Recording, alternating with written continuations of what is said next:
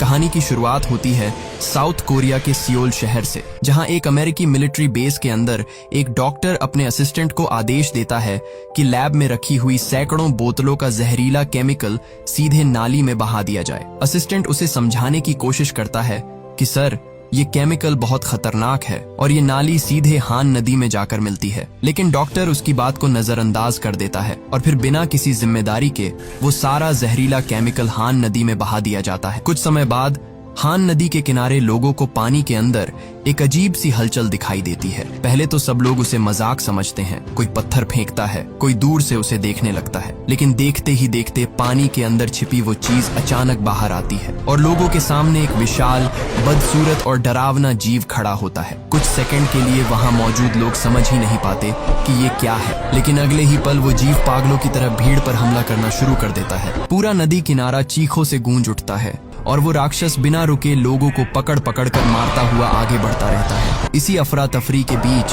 कुछ लोग भागकर एक कंटेनर जैसे कमरे में छिप जाते हैं और डर के मारे अंदर से दरवाजा बंद कर लेते हैं। लेकिन एक औरत बाहर ही छूट जाती है। राक्षस धीरे धीरे उसकी तरफ बढ़ने लगता है। औरत डर के मारे पीछे हटती है, लेकिन उसके पास बचने का कोई रास्ता नहीं होता। आखिरी पल में वह सीढ़ियों से नीचे कूदकर अपनी जान बचा लेती है। लेकिन तभी उसे याद आता है कि उसका छोटा बेटा अभी भी उसी कंटेनर के अंदर फंसा हुआ है। अंदर मौजूद लोग मदद के लिए चीख रहे होते हैं क्योंकि कंटेनर का दूसरा दरवाजा जंजीरों से बंद होता है और बाहर वह औरत रोते हुए गैंगडू से मदद की भीख मांगती है। गैंगडू पहले से ही डरा हुआ होता है, लेकिन बच्चे की बात सुनकर वह हिम्मत जुटाता है। उसके साथ एक विदेशी आदमी भी मदद के लिए आगे आता है। दोनों पूरी ताकत से जंजीर तोड़ने की कोशिश करते हैं। काफी मशक्कत के बाद वे दरवाजा खोलने में कामयाब हो जाते हैं और अंदर फंसे लोगों को बाहर निकालते हैं। लेकिन राक्षस अभी भी वही मौजूद होता है। विदेशी आदमी गुस्से में जमीन से पत्थर उठाकर उस राक्षस पर फेंकता है, लेकिन उस दैत्य पर उसका कोई असर नहीं होता। फिर गैंगडू और बाकी लोग मिलकर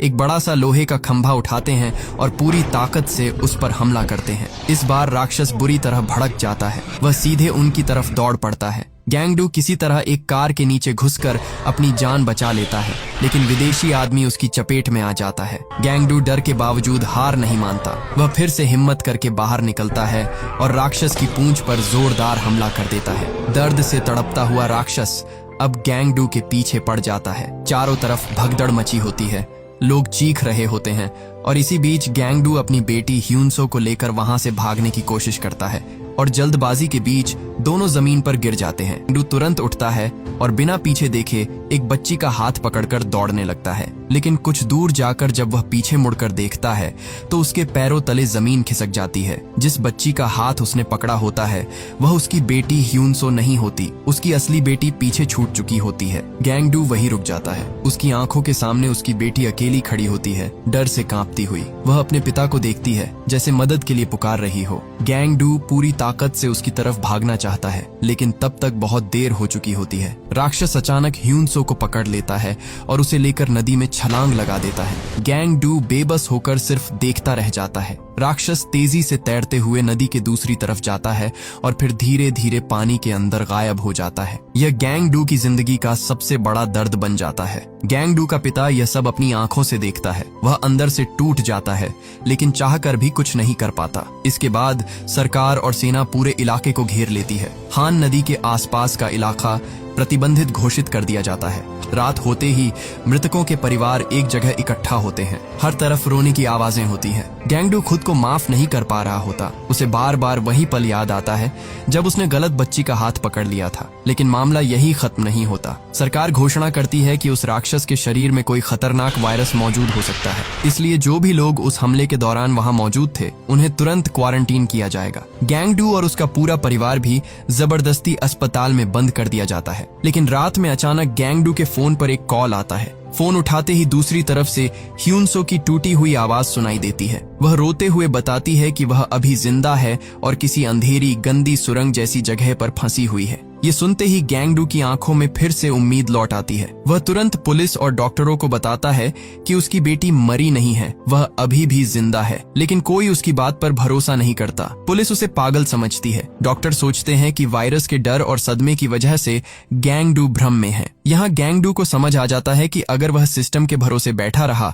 तो उसकी बेटी सच में मर जाएगी। जब कोई उसकी मदद नहीं करता तब गैंगडू और उसका परिवार फैसला करते हैं कि अब ह्यून सो को वे खुद बचाएंगे। वे अस्पताल से भाग निकलते हैं। गैंगडू के पिता अपनी पूरी जमा पूंजी निकालते हैं और ब्लैक मार्केट से हथियार, गाड़ी, प्रोटेक्टिव सूट्स और सर्च का सामान खरीदते हैं। अब यह परिवार गवर्नमेंट की नजर में मरीज नहीं बल्कि फरार अपराधी बन चुका होता है। इसके बाद वे खुद को सैनिटेशन वर्कर्स की तरह डिस्गाइज करते हैं। चेहरे पर मास्क, शरीर पर प्रोटेक्टिव सूट और हाथों में इक्विपमेंट लेकर वे कई सिक्योरिटी चेक पॉइंट्स पार करते हैं। अब उनकी सर्च शुरू होती है हान रिवर के आसपास मौजूद हर सीवर, हर टनल और हर अंधेरी जगह में, क्योंकि ह्यून सो ने फोन पर बस इतना बताया था कि वह किसी गहरी, गंदी और अंधेरी सुरंग जैसी जगह में फंसी है।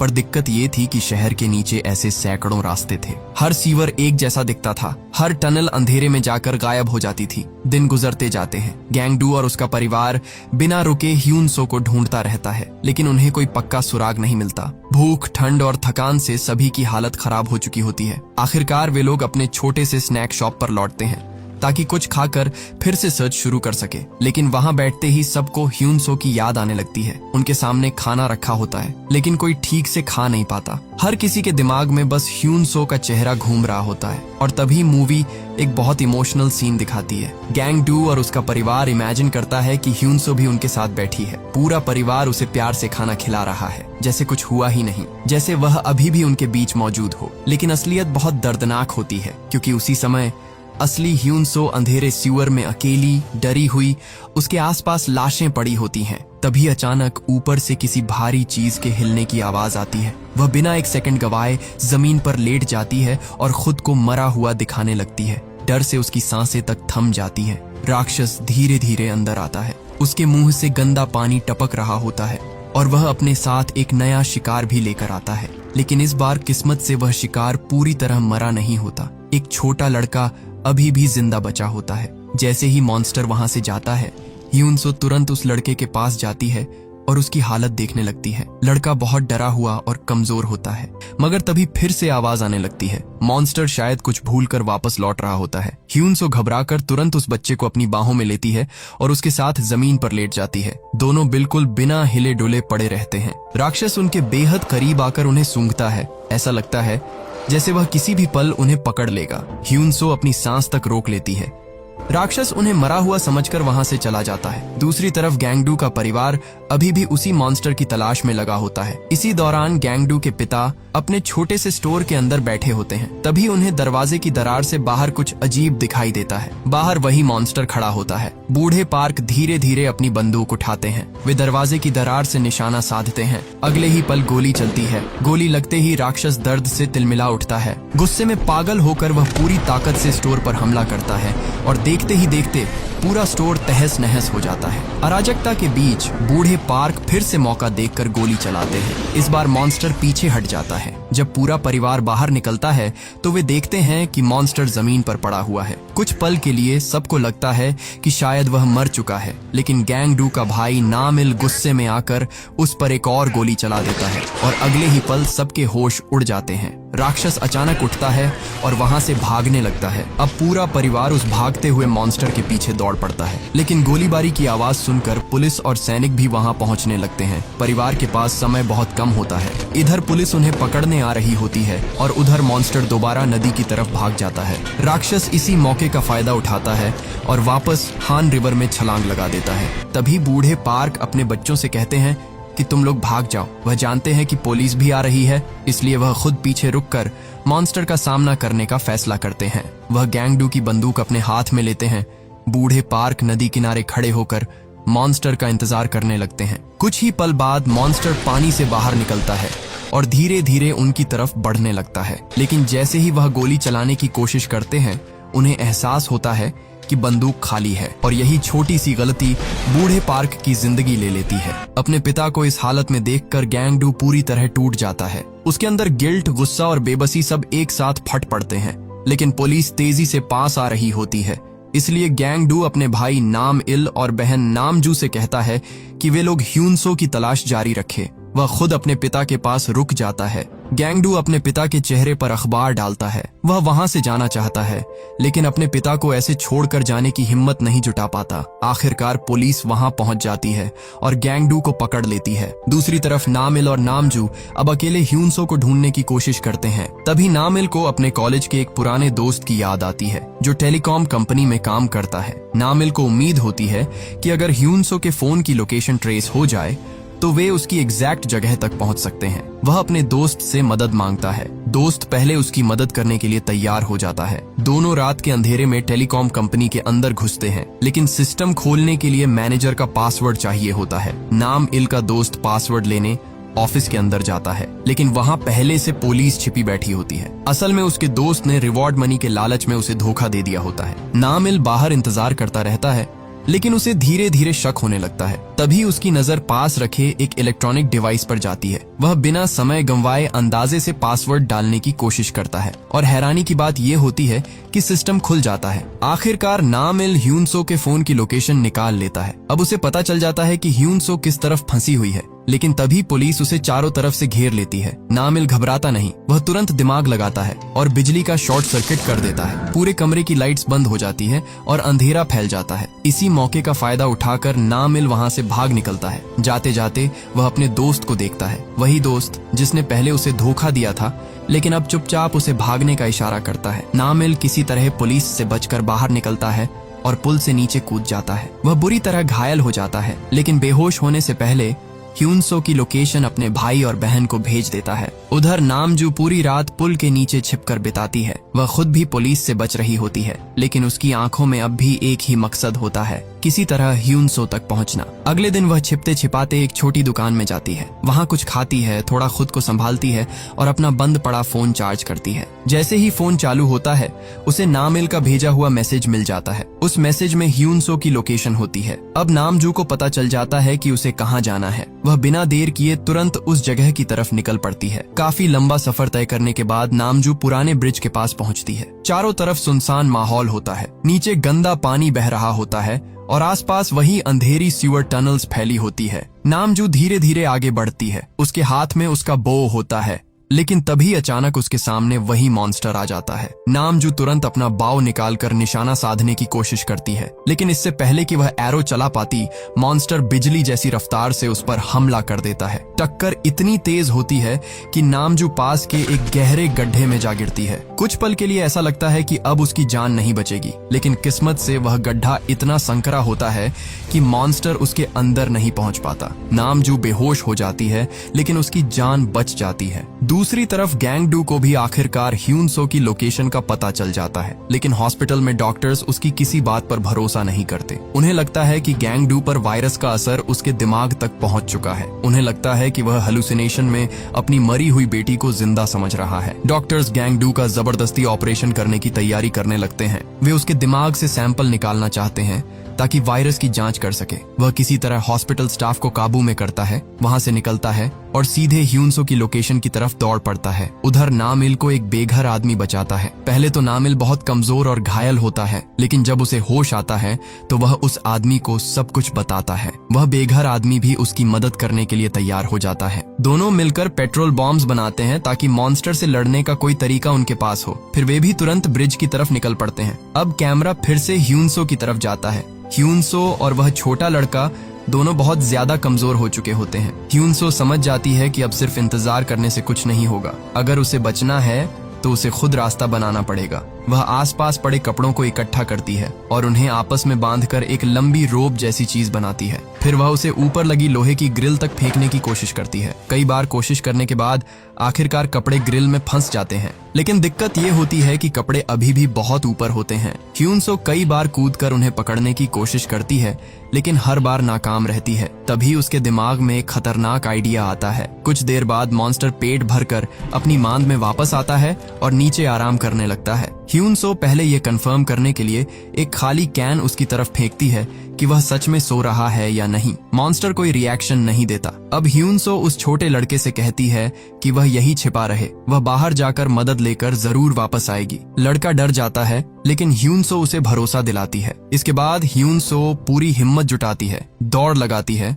और सीधे मॉन्स्टर की पीठ पर पैर रखकर ऊपर लटक रहे कपड़ों को पकड़ लेती है। कुछ पल के लिए लगता है कि वह सच में बच जाएगी, लेकिन तभी मॉन्स्टर की लंबी पूंछ अचानक उसे जकड़ लेती है। धीरे धीरे वह उसे वापस नीचे खींचने लगता है। ये सीन बहुत डरावना होता है। ये सब देखकर छोटा लड़का डर से कांपने लगता है। ह्यूनसो खुद खतरे में होती है, लेकिन फिर भी वह उस बच्चे को बचाने के लिए वापस उसकी तरफ भागती है। वह उसे छिपाने और बचाने की कोशिश करती है, लेकिन तभी मॉन्स्टर उसे दोबारा पकड़ लेता है। अब ह्यूनसो की हालत बहुत कमजोर हो चुकी होती है। इसी बीच बाहर सरकार फैसला करती है कि अब इस मॉन्स्टर को खत्म करने के लिए कोई बड़ा कदम उठाना पड़ेगा, लेकिन सरकार का तरीका फिर से खतरनाक होता है। वे हान रिवर के पास एक डेंजरस बायोकेमिकल वेपन छोड़ने की तैयारी करते हैं, जिसे वे वायरस और मॉन्स्टर को रोकने का आखिरी सॉल्यूशन बताते हैं। लेकिन अब लोगों को गवर्नमेंट की बातों पर भरोसा नहीं होता। इसी वजह से हजारों लोग सड़कों पर उतर आते हैं। हान रिवर के किनारे बड़े बड़े प्रोटेस्ट शुरू हो जाते हैं।